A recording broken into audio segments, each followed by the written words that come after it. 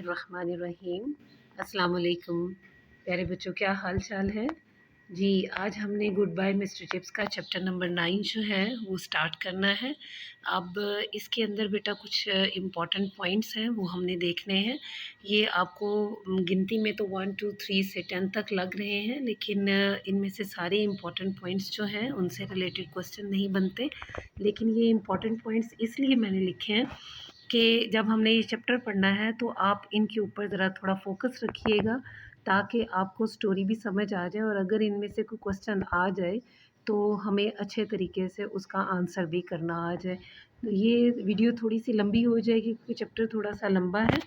तो आपने क्या करना है, आपने इन इम्पॉर्टेंट पॉइंट्स को पहले एक दफ़ा देख लें, फिर हम इसका चैप्टर शुरू करेंगे। आपने अपनी बुक्स अपने पास रखनी है और जैसे ही हम चैप्टर पढ़ेंगे, इसका टेक्स्ट पढ़ेंगे, आपने अपना टेक्स्ट साथ साथ पढ़ना है और जहाँ जहाँ डिफ़िकल्ट वर्ड्स होंगे उनके सिनोनिम्स जो हैं वो आपने ऐड करते चले जाना है, साथ लिखते चले जाएँ और इनको समझते चले जाएँ।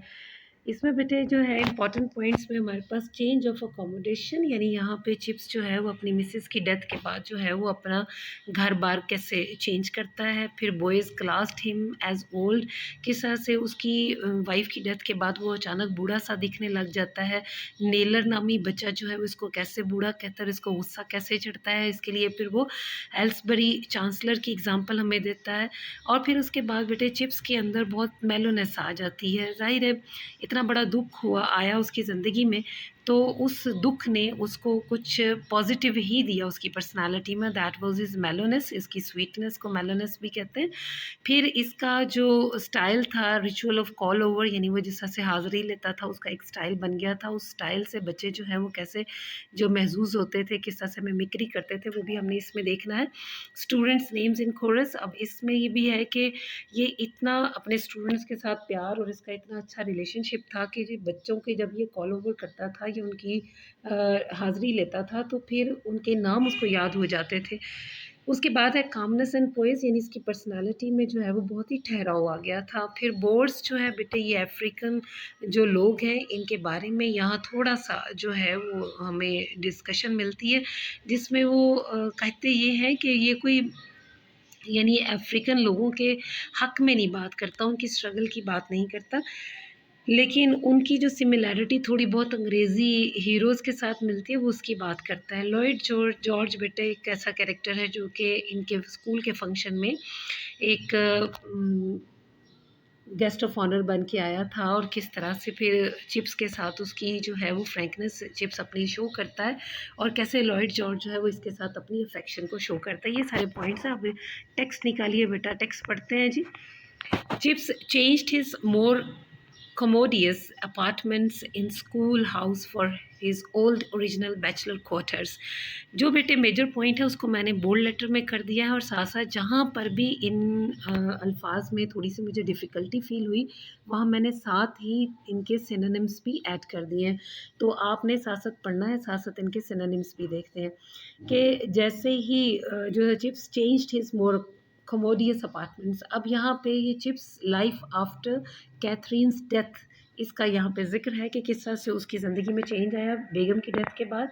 तो उसने सबसे पहली बात जो की वो ये की कि उसने अपने कमोडियस अपार्टमेंट्स को, अपने बड़े बड़े जो उसका बड़ा जो घर था इन स्कूल हाउस के अंदर उसको चेंज कर दिया for his old original bachelor quarters के। उसके जो बैचलर क्वार्टर्स की तरह यानी कवारे आदमियों के क्वार्टर्स जैसे होते वैसे उसने घर को चेंज कर लिया। यानी अब उसको ज़रूरत ही नहीं थी इस बड़े चौड़े अपार्टमेंट की कि इधर उधर वो चीज़ों को बखेरता, बल्कि उसने क्वार्टर यानी एक कमरे के अंदर अपने आप को महदूद कर लिया। ही thought at first he would give up his house mastership. पहले पहले तो उसने सोचा कि वो गिव अप कर दे, यानी कि वो इनकार कर दे, वो गिव अवे कर दे हाउस मास्टरशिप से। But the head persuaded him otherwise, लेकिन हेड यानी स्कूल का जो प्रिंसिपल है उसने उसको इसके बरखिलाफ जो है वो परसुएड करा लिया, यानी कन्विंस कर लिया, उसको माइल कर लिया। And later he was glad, और उसके बाद जाहिर है वो इस बात से, इस फैसले से खुश भी था। The work gave him something to do filled up an emptiness in his mind and heart. ये काम ऐसा था कि जो उसके दिल और दिमाग के अंदर जो एक खला पैदा हो गया था, एम्प्टीनेस मीन वैक्यूम, यानी खला जो पैदा हो गया था उसको फिल कर रहा था ये काम। ही वॉज डिफरेंट, वो अब बदल गया था। एवरी वन नोटिस्ड इट, हर बंदे ने इसको नोटिस किया। Just as marriage had added something, जैसे कि शादी ने उसके अंदर उसकी शख्सियत में इजाफा किया था, सो डिड ब्रीवमेंट, इसी तरह से दुख ने उसकी पर्सनालिटी में इजाफा किया, यानी उसकी पर्सनालिटी को कुछ ना कुछ दिया। बेरीफमेंट बेटे गम होता है, ग्रीफ है, सॉरो है। After the first troop of grief he became suddenly the kind of man whom boys at any rate unhesitatingly called as old. अब यहाँ पे कहते हैं कि फिर जो ऊपर गम का एक तूफान, एक पहाड़, एक जो स्टूपर का मतलब बेटे पीरियड भी हो सकता है, वो उसको जो सेंसलेस कर गया था, वो जो ग्रीफ जो था, ही became suddenly the kind of man, वो अचानक से एक ऐसा आदमी बन गया, home boys at any rate, जिसको लड़के किसी भी सूरत में अनहेजिटेटिंगली, लड़के जो थे अब उसको जो है वो बहुत ही अनहेजिटेटिंगली का मतलब होता है बगैर किसी हिचकिचाहट के, यानी विदाउट एनी हेजिटेंस, और वो उसको क्या कहते थे कि उसको गर्दाने लग गए थे कि जैसे वो एक बूढ़ा आदमी है। ठीक है, तो ये हमने जो दो मेन पॉइंट्स बोले थे शुरू में, ये उनमें से ये दो मेन पॉइंट्स का हमने यहाँ पे हाईलाइट करके उनका इजहार कर दिया। ठीक है, यानी चैप्टर के अंदर की ये दो मेन पॉइंट्स हमें समझ आ गए कि एक तो उसने अपनी अकोमोडेशन चेंज कर ली, अपना अपार्टमेंट चेंज किया किस तरह से कि उसकी हैयत बदल ली।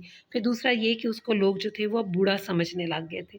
अब इसी पॉइंट को आगे वो क्लियर करते हैं कि it was not that he was less active, ऐसा नहीं था कि वो बूढ़ा अगर समझने लोग उसको समझने लग गए थे तो उसके एक्शन में या एक्टिविटी में कोई फ़र्क आया था, नहीं ऐसा नहीं था, वो बहुत एक्टिव इंसान था।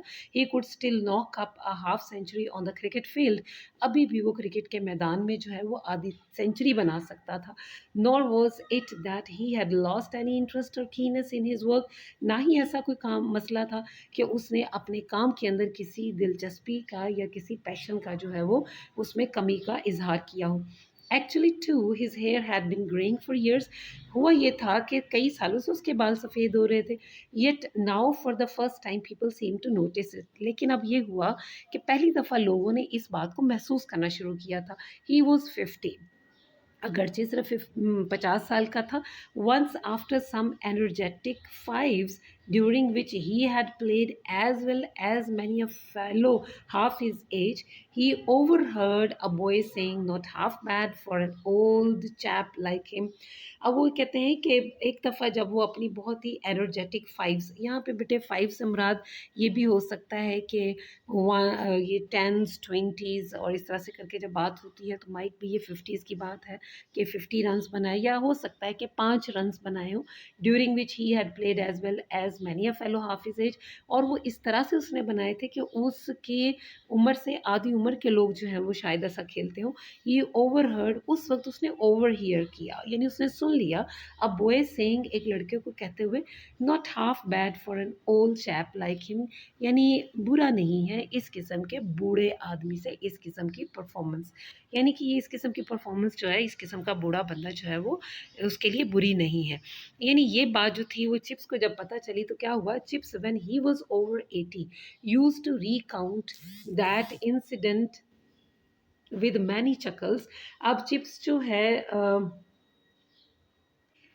अब चिप्स जो है व्हेन ही वाज ओवर 80, अब इस वक्त जब वो रिटायरमेंट के बाद जो है वो मिसेस विकेट के घर में है, उस वक्त वो ये वाक़या याद करता है और वो कहता है यूज़ टू रिकाउंट, वो उस वक्त ये रिकाउंट करता है, डिस्क्राइब करता है, वो उसको रिमेंबर करता है, that incident with many chuckles, यही वाक़या बहुत ज़्यादा हंसी और मजाक के अंदर।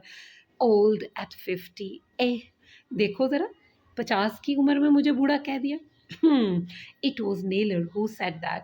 अब ये लफ्ज़ UMPH ये बिल्कुल ऐसे बेटे इजहार है, इसको ऐसे कह सकते हैं जैसे बूढ़ा आदमी, जब इंसान बूढ़ा हो जाता है तो उसके गले में खराश होती है तो जैसे अपना अगेन एंड अगेन अपना गला साफ करता है, तो कुछ इस किस्म की बात वो करता है, तो यही वाले को उन्होंने लफ्ज़ों के अंदर लिखा है।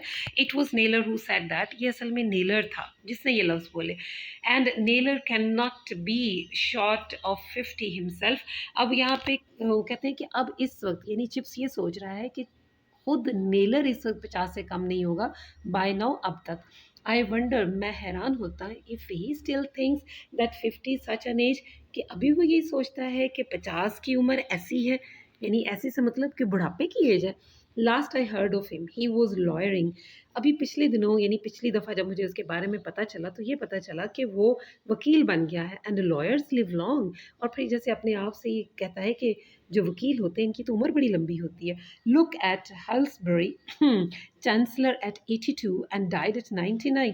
देखो ज़रा हेल्सबरी को, वो जो 82 साल की उम्र में चांसलर बना और कहीं जाके 99 की उम्र में मरा। There is an age for you too old at 50. Why fellows like that are too young at 50? I myself a mere infant. अब यहाँ कहते हैं there is an age of you. अब कहते हैं तुम्हारी भी ऐसी उम्र है। Too old at 50। वाई? किस तरह से 50 साल की उम्र में कोई बूढ़ा हो सकता है, कैसे? Fellows like that are too young at 50। कहते हैं इस किस्म के जो लोग होते हैं, ये हेल्सबरी की एग्जांपल दे रहा है कि इस किस्म के जो लोग होते हैं 50 की उम्र में तो ठीक ठाक जवान होते हैं।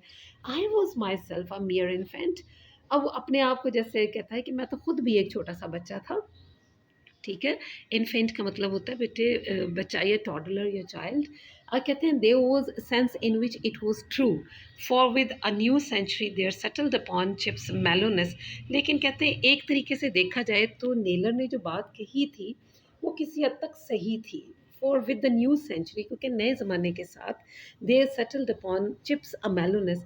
चिप्स के ऊपर एक मेलोनेस, एक सॉफ्टनेस, एक स्वीटनेस जो थी वो छा गई थी।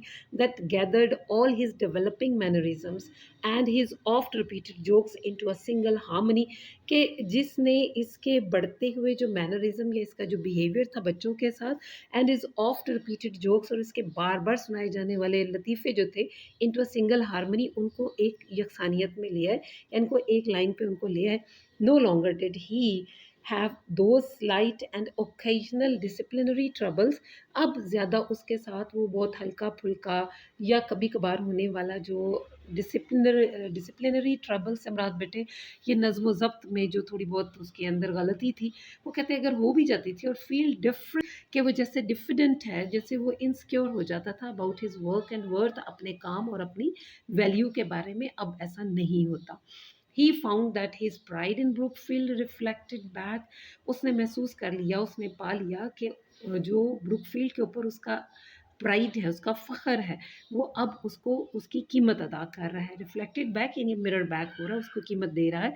Giving him cause for pride in himself, जो कि अब इसको किस तरह से पे कर रहा है कि उसको वजह मिल रही है कि किस तरह से वो अपने ऊपर भी फ़ख्र कर सकता है एंड इस पोजीशन और अपनी पोजीशन पर। It was a service that gave him freedom to be supremely and completely himself. It was a service। ये एक ऐसी खिदमत थी दैट गेव हिम फ्रीडम, जिसने उसको आज़ादी दे दी to be supremely and completely himself, कि वो मुकम्मल तौर पर खुद को अपना आप महसूस कर रहा था या करा रहा था। He had won by seniority and ripeness and uncharted non-man's land of privilege. He had acquired the right to those gentle eccentricities that so often attack schoolmasters and parsons।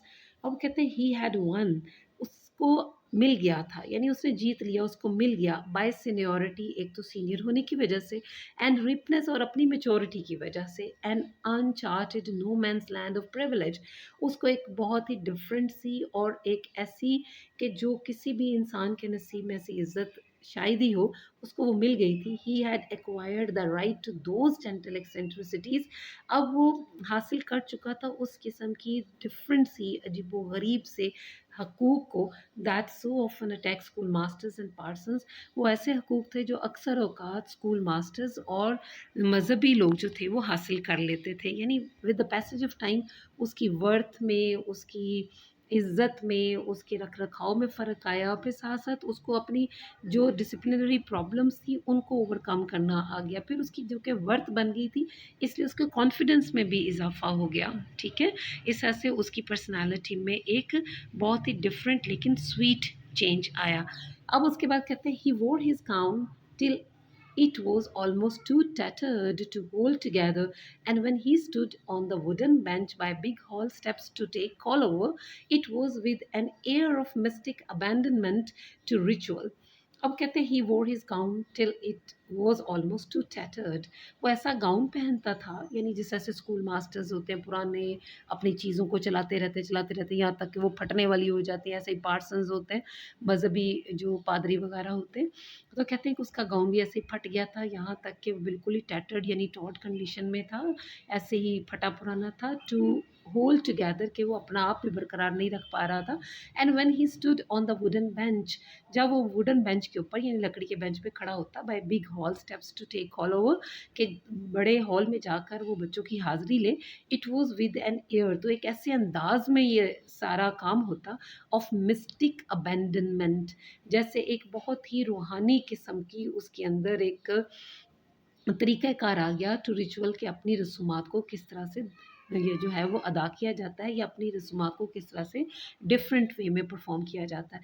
He held the school list a long sheet curling over a board, और फिर उसके हाथ में school की list होती थी, एक लंबी सी शीट जो कि कर्ल की होती थी, यानी जिसके अंदर जो है वो सलवटें होती थी, ओवर अ बोर्ड, वो बोर्ड के ऊपर रखता, and each boy as he passed, और हर लड़का जैसे वो गुजरता, spoke his own name for chips to verify and then tick of on the list, वो अपना नाम चिप्स के लिए बोलता, जिससे चिप्स जो है उसको वेरीफाई करता, कंफर्म कर लेता, और फिर उसके बाद लिस्ट में उसका नाम टिक ऑफ कर देता, यानी उसका नाम काट देता। That verifying glance was an easy and favourite subject of mimicry, ये जो तस्दीक करने वाली ग्लैंस यानी नज़र या गेज जो थी, वॉज एन ईजी, वो बहुत ही आसान, एंड फेवरेट सब्जेक्ट, बहुत मज़े का मौजू बन गया था, ऑफ मिमिक्री, एक यानी उसकी जो है वो मिमिक्री करने के लिए या उसकी नकल उतारने के लिए, थ्रू आउट द स्कूल, पूरे स्कूल में। स्टील रिम्ड स्पेक्टिकल्स, अब वो किस तरह से वो खड़ा होता तो कैसे बच्चे उसकी नकल उतारते थे कि उसका ऐनक जो थी वो स्टील रिम्ड यानी स्टील के किनारों वाली थी, स्पेक्टिकल्स ऐनक, स्लिपिंग डाउन द नोज, जो नोज से नीचे को आई हुई, यानी आखिरी हद तक नीचे को नोज पे आई हुई, आईब्रोज लिफ्टेड, और उसकी भवें ऊपर को उठी हुई, one a little higher than the other, एक जो आईब्रो तो थी वो दूसरे से थोड़ी सी ऊपर को उठी होती, अ गेज हाफ रैप्ड, यानी एक ऐसी नज़र होती थी जो थोड़ी सी रैप्ड यानी थोड़ी सी एब्जॉर्ब्ड या थोड़ी सी ये कह लें मस्त सी होती, हाफ क्विजिकल, और थोड़ी सी ऐसे जैसे सवाल कर रही होती, ठीक है। तो यानी अगर थोड़ा सा अपनी माइंड स्क्रीन पे इस सीन को क्रिएट करें तो एक बड़ा मज़े का सीन आता है। एंड ऑन विंडी डेज, और फिर जब बहुत ही हवा चलने वाले दिन यानी विंट्री डेज होते, with gown and white hair and school list fluttering in uproarious confusion, कि जिसमें उसने गाउन पहना होता, सफ़ेद बाल होते, और स्कूल लिस्ट जो है वो बहुत ही ज़्यादा हिल-जुल रही होती, वेव कर रही होती, इन अपरोरियस कन्फ्यूजन, बहुत ज़्यादा शोर-शराबा में। The whole thing became a comic turn, तो ये सारा मंज़र जो था, ये सारा नज़ारा जो था, एक मज़ाहिया अंदाज़ में बदल जाता, sandwiched between afternoon games and return to classes, जो कि शाम की खेल और वापस क्लासेस की तरफ आने के दरमियान में ये वाक़या हुआ करता, यानी सैंडविच हुआ करता, दरमियान में होता।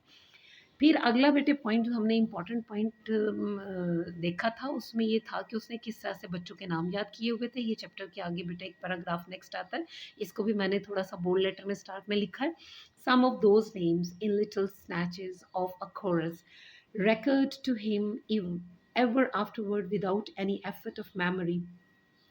अब यहाँ पे देखिए उसके हाथ में जो स्कूल की लिस्ट होती थी बच्चों के नामों की, जैसे अब वो बच्चे आके जब उसको वेरीफाई कराते थे अपना नाम, तो उसके दिमाग में वो जैसे लिस्ट बैठ गई थी, बच्चों के नाम जो थे उसके दिमाग में बैठ गए थे, और वो लिटिल स्नैचेस ऑफ कोरस यानी इस तरह से जैसे कि वो कोई गाने का एक छोटा सा स्नैच यानी हिस्सा होता है, recurred to him ever afterward, कि उसके दिमाग में आया करता हमेशा उसके बाद, without any effort of memory, कि उसको याद नहीं करना पड़ता था, खुद ब खुद उसके दिमाग में आता था।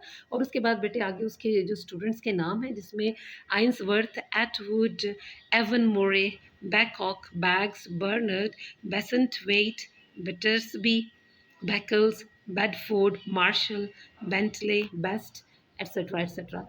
एनदर वन, फिर एक और लिस्ट उसके दिमाग में आती, Unsley, Vailes, Wadham, Wagstaff, Wallington, Waters, Primus, Waters, Secundus, Watling, Waveney, Webb, and yet another that comprised, as he used to tell his fourth form Latinists, an excellent example of hexameter. और फिर क्या है, एक और list उसके दिमाग में आती, कंप्राइज्ड का मतलब जिसके अंदर शामिल होते, as he used to tell his fourth form Latinists, जब वो अपनी चौथी क्लास के लातीनी जो स्टूडेंट यानी लातीनी क्लास के जो स्टूडेंट्स थे उनको बताया करता। An excellent example of hexameter, और वो जैसे एक शायरी का बंद होता है जिसमें 8 लाइनें होती हैं, वो जैसे उस शायरी के बंद की बेहतरीन मिसाल होती। और वो किस तरह से उनके नाम फिर लेता है, Lancaster, Leighton, Lemar, Leighton, Bosworth, McCogney, Gall, Mansfield, where had they all gone to, किधर चले गए ये सारे। ही ऑफन पॉन्डर्ड, वो अक्सर औकात सोचता इस बारे में। Those threads had been once held together, अब ये थ्रेड से मुराद ये तमाम स्टूडेंट्स हैं, ये सारी बातें, ये सारी चीज़ें, ये सारे स्टूडेंट्स कभी तो इकट्ठे हुआ करते थे। How far had this scattered, कितनी दूर दूर तक ये बिखर गए हैं। Some to break, others to weave into unknown patterns, कुछ धागे तो टूट गए हैं, यानी उन्होंने शायद बच्चों ने अपनी जो है वो इल्म को ख़त्म कर दिया, या अपनी लर्निंग को ख़त्म कर दिया, या स्कूल लाइफ को ख़त्म कर दिया, जबकि दूसरे जो हैं वो और तरह के डिज़ाइंस में यानी किसी और तरह के डिपार्टमेंट्स में चले गए हैं। The strange randomness of the हो वर्ल्ड बिग वाइल्ड ही, और ये अजीबो गरीब जो रैंडमनेस थी, ये बेयकीनी की जो दुनिया की कैफियत है, उसने इसको बिग वाइल्ड कर दिया, ऐसे जैसे इसको हिप्नोटाइज कर दिया। That randomness which never would, so long as the world lasted, give meaning to those choruses again। और ये वो अजीबो गरीब दुनिया, ये वो अनसर्टेनिटी है इस दुनिया की, जो कि कभी भी, जब तक दुनिया ये कायम है, कभी भी इन कोरसेस को कोई दूसरा मायने नहीं दे सकती। यानी उसके दिमाग में जैसे ये गाने के बोल की तरह बैठे हुए ये नाम है, ये कभी भी चेंज नहीं हो सकते, चाहे दुनिया कितनी ही बेयकीनी की सूरत हाल में ना हो जाए या बदल, चाहे जितनी मर्जी बदल जाए, लेकिन उसके दिमाग में ये नामों की जो लिस्ट है ये नहीं बदलती। ठीक है बेटा, यहाँ पे उसके एक अच्छे उस्ताद होने का जो है वो इशारा भी मिलता है। दूसरी बात ये कि ये उसको अपने बच्चों से कितनी मोहब्बत थी कि वालिहाना उनके नाम याद हो गए थे बगैर किसी एफर्ट के उसे। फिर इसी चैप्टर में बेटे अगला पैराग्राफ है, and behind Brookfield as one may glimpse a mountain behind another mountain when the mist clears he saw the world of change and conflict. अब ये कहता है कि एंड बिहाइंड ब्रुकफील्ड, और जब ब्रुकफील्ड से पीछे एज वन में glimpse a mountain behind another mountain, एक बंदा एक पहाड़ी से दूसरी पहाड़ी, यानी एक पहाड़ी के पीछे दूसरी पहाड़ी को ग्लिम्स कर सकता है, देख सकता है। व्हेन द मिस्ट क्लियर, जिस वक्त धुंध छट जाती है। He saw the world of change and conflict, इसी तरह से वो अब इस दुनिया को जिसमें तब्दीली और बहुत ज़्यादा कॉन्फ्लिक्ट आ रहे हैं या स्ट्रगल हो रही है, एंड ही सॉ इट, वो इसको देखता है मोर देन ही रियलाइज्ड, और देखने से ज़्यादा वो इसको समझता है। With the remembered eyes of Katherine, और वो फिर क्या है, यानी कि वो उसको समझने से ज़्यादा ऐसे देखता है कि जैसे कैथी की आंखें उसको देख रही हैं।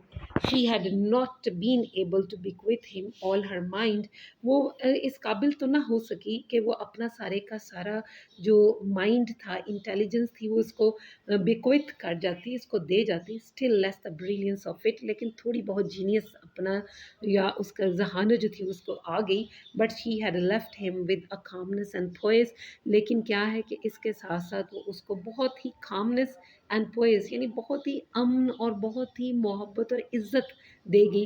That accorded well with his own inward emotions, जो कि इसके अपने अंदरूनी जितने भी ये इमोशंस थे, पैशंस थे, जज्बात थे, उनके साथ इसको अकॉर्ड कर गई, यानी उसके साथ इसको एक जैसा माहौल दे गई। यानी अब वो क्या है कि उसको जब कैथी की याद आती थी तो वो उस कैथी की याद में ही दुनिया को उसकी जैसे उसकी आंखों से देखता है, तो इस तरह से उसको फिर कामनेस और पोइज महसूस होता था। It was typical of him, ये उसके लिए मखसूस था, that he did not share the general jingo bitterness against the Boers, और उसके लिए मखसूस था कि वो आमतौर पर फैली हुई जो एक जिंगो, यानी एक ये कह लें कि डिसरिस्पेक्टफुल एलिमेंट था, या लोग उनकी रिस्पेक्ट नहीं करते थे। बिटरनेस जो थी लोगों के अंदर, जो गुस्सा था अगेंस्ट द बोर्ड्स, इन अफ्रीकी लोगों के ख़िलाफ़, उसके अंदर नहीं था। Not that he was a pro board, ना ही ऐसा था कि वो बोर्ड्स के हक़ में बात करता था। He was far too traditional for that, वो तो इन बातों के लिए बहुत ही रवायती किस्म का बंदा था। And he dislike the kind of people who were pro bores, और वो तो खुद ऐसे लोगों को पसंद नहीं करता था जो कि अफ्रीकी लोगों की स्ट्रगल्स की यानी हमायत करते थे। Opponents of the south African war of 1899-1902। और फिर क्या कहते हैं कि वो वॉर्स बेटे ऐसे लोग होते हैं जो कि साउथ अफ्रीकन वॉर जो कि 1899 से 1902 के दरमियान में हुई, उनके जो मुखालफिन थे वो कहते हैं वो उनको पसंद नहीं करता था, but still it did cross his mind at times. लेकिन कभी कभार इसके दिमाग में ये बात आ जाती थी that the bores were engage in a struggle, कि ये अफ्रीकी लोग इस किस्म की जदोजहद में मसरूफ़ थे that had a curious similarity, कि जिसके अंदर एक बड़ी मज़े की जो है वो कह लें कि एक सिमिलैरिटी पाई जाती है, एक किस्म से एक जैसा उसके अंदर एलिमेंट पाया जाता है to those of certain English history book heroes. बिल्कुल वैसे जैसे कि बहुत सारे अंग्रेज़ी हिस्ट्री के जो किताबों में हीरोज़ जो है मेंशन किए गए, उन जैसी इनकी स्ट्रगल होती थी। अब वो हीरोज़ के नाम यहाँ पे बता, हेयर वॉर द वेक, और उसके बाद फॉर इंस्टेंस और करेक्टकस के he once tried to shock his fifth form by suggesting this. एक दफ़ा उसने जो है वो अपनी जो है 5वीं क्लास को ये कह के हैरान करने की कोशिश की कि इस तरह से भी वो उसको ये जो है अफ्रीकी लोग ठीक लगते हैं, क्योंकि वो अंग्रेज़ी जो हीरोज़ हैं उनके साथ मुमासलत रखते हैं। But they only thought it was one of his little jokes. लेकिन बच्चे इतने छोटे थे, उनको इस बात की समझ नहीं, उन्होंने समझा कि ये चिप्स के मजाकों में से एक मजाक है। बेटा जी ये आखिरी पैराग्राफ है जिसमें लॉर्ड जॉर्ज का जिक्र है। However, he might be about the Boers, he was orthodox about Mr. Lloyd George and the famous budget। अब कहते हैं कि वो चाहे कितना भी अफ्रीकी बाशिंदों के बारे में गैर रवायती बातें क्यों ना करें, लेकिन क्या है कि वो मिस्टर लॉयड जॉर्ज के बारे में बिल्कुल रवायती बंदा था, ट्रेडिशनल था। एंड द फेमस बजट, और साथ ही जो मशहूर ज़माना बजट आया था उसके बारे में। ही did not care for either of them, वो उनमें से किसी की भी परवाह नहीं करता था। एंड वेन ईयर्स लेटर, और जब कई सालों बाद, ये एल जी बेटे जो आपके टेक्स्ट में लिखा हो, it stands for Lloyd George. और फिर years later Lloyd George came as the guest of honour to a Brookfield speech day. This is Lloyd George जो है वो ब्रुकफील्ड के तकरीरी दिन में एक मेहमान खसूसी बन के आता है। Chips said on being presented to him, Chips ने उसके सामने जब वो आया तो उससे कहा, Mister Lloyd George, I am nearly old enough to remember you as a young man, and I confess that you seem to me to have improved a great deal। अब यहाँ पर बड़ी मज़े की बात करता है कि मिस्टर लॉयड जॉर्ज, मैं तो तकरीबन बूढ़ा ही हो रहा हूँ, लेकिन मुझे याद पड़ता है कि एडमिट करता हूँ, कॉन्फेस करता हूँ, एडमिट करता हूँ that you seem to me to have improved a great deal, कि तुमने अपने आप को काफ़ी ठीक ठाक कर लिया है। The head standing with them, और फिर जो स्कूल का हेडमास्टर था उनके साथ ही खड़ा था, वो रादर अगास्ट, वो तो परेशान हो गया, अगास्ट हो गया, परेशान होना, कंफ्यूज हो जाना, स्टंड हो जाना। But Lloyd George laughed heartily, लेकिन लॉयड जॉर्ज बहुत ही दिल खोल के हंसा, and talk to Chips more than to anyone else during the ceremonial that followed. और फिर उस तकरीब जब तक वो जारी रही, उसने किसी और से ज़्यादा चिप्स से ही ज़्यादा बातें की, जस्ट लाइक चिप्स। ये बात चिप्स ही की तरह है। वॉज कमेंटेड आफ्टरवर्ड्स, ये बातें बाद में हुई उसके बारे में। He gets away with it, वो I suppose at that age anything you say to anybody is all right. फिर लोग ये कहते पाए गए कि हमारा ये ख्याल है, ये मेरा ये ख्याल है कि इस उम्र में आप किसी से कुछ भी कह लें वो ठीक ही होता है। So this is the end of your chapter number 9 बेटा, कि किस तरह से उन्होंने हमें चिप्स की ज़िंदगी के बारे में, जो कि उसकी बेगम की डेथ के बाद हुई, उसके बारे में हमें उन्होंने बताया। नाउ बेटा this is a turn for the important question that can be you can say come in your question papers. अब यहाँ पे देखिए बेटा, जैसे where did Chips shift to after his wife's death, के चिप्स जो है वो अपनी बेगम की मौत के बाद किधर जो है वो शिफ्ट हो गया। तो बेटा जी ये शिफ्ट हो गया या उसने अपने जो है कमोडियस अपार्टमेंट्स को कैसे चेंज किया, यहाँ बेटे पहली लाइन में जो चैप्टर की पहली लाइन है उसी में इसका क्वेश्चन का आंसर है। How did Chips look after the death of Katherine Bridges. अब यहाँ पे बड़ी वो क्वेश्चन है जो कि बज़ाहिर हमें नज़र नहीं आता चैप्टर के अंदर, लेकिन उसी चैप्टर के पहले ही पैराग्राफ में बेटे हमें पता चलता है ना कि जिस तरह से वो ब्रीफमेंट की बात करते हैं, गम की बात करते हैं, वो गम क्या था? वो कैथरीन ब्रिजेस की डेथ का गम था। तो चिप्स जो है वो कैथरीन ब्रिजेस की डेथ के बाद कैसा दिखाई देता था? तो हमने पढ़ा है ना, he was just an old man, ठीक है? What did chips remember about Naylor? Naylor के बारे में उसने क्या याद किया? अब देखिए जब वो अपनी 80s में था, मिसेस विकेट के घर में बैठा हुआ था, तो उसको अपना 50 साल, जब वो 50 साल का था, वो ज़माना याद आ रहा था कि कैसे उसने जो है वो कैथरीन ब्रिजेस की डेथ के बाद वो क्रिकेट मैच में हिस्सा लिया और उसने वहाँ पे अच्छे रन्स बनाए। तो किस तरह से नेलर जो उसका उस वक़्त स्टूडेंट था, उसने कहा कि इस उम्र में इतना कर जाना भी बड़ी बात होती है। तो वो फिर बाद में नेलर के बारे में जो है वो किस तरह की राय देता है कि वो जी लॉयर बन गया होगा, लॉयर तो ज़्यादा ज़िंदगी गुज़ारते हैं और अब खुद नेलर 50 साल से ऊपर होगा, तो क्या इस वक़्त अपने आप को भी बूढ़ा कह रहा होगा? तो ये बातें भी हमने पढ़ी। What type of mellowness was settled upon Chips with age? Age के साथ चिप्स के अंदर किस किस्म की मेलोनेस आ गई थी? ठीक है, कि उसके अंदर जो था वो इस किस्म की स्वीटनेस आ गई थी कि अब उसके कोई प्रॉब्लम नहीं लगता था। अब उसकी एक वर्थ बन गई थी ब्रुकफील्ड स्कूल में, ठीक है। How did Chips take call over and what was special to it? ठीक है, ये भी हमने सीन भी पढ़ा कि किस तरह से वो कॉल ओवर यानी हाज़िरी लिया करता था। स्पेशलिटी इसमें क्या थी? वो ये थी कि इसका जो है वो ऐनक नाक के ऊपर रखना और टैटर्ड गाउन उसका, और उसका जो लिस्ट थी किस तरह से वो जो फ्लटर करती थी, ये बड़ा स्पेशल था। किस तरह से बच्चे इसको इसकी मिमिक्री करते थे। What were Chips ideas about Boers? Boers के बारे में क्या ख़्याल है चिप्स का? चिप्स बेटे बोर्स के बारे में कोई ख़ास कोई डिफरेंट ख़्याल नहीं रखता। हाँ, लोग उसको समझते थे कि बोर्स का हामिया नहीं, ऐसी बात नहीं थी, बल्कि वो इनकी सिमिलैरिटी जो था वो क्रिएट करता था some of the English heroes that have been mentioned in different books, ठीक है? उसके बाद what did Chips say to Lloyd George? Lloyd George को चिप्स ने क्या कहा? चिप्स ने ये कहा कि जितने-जितने बड़े होते जा रहे हो, उतना अपने आप को बेहतर करते चले जा रहे हो, ठीक है? ये था बेटे हमारा आज का चैप्टर नंबर 9। उम्मीद है आपको समझ आई होगी। अल्लाह ताला आपका हामी और नासिर हो बेटा। Take care. अल्लाह हाफ़िज़।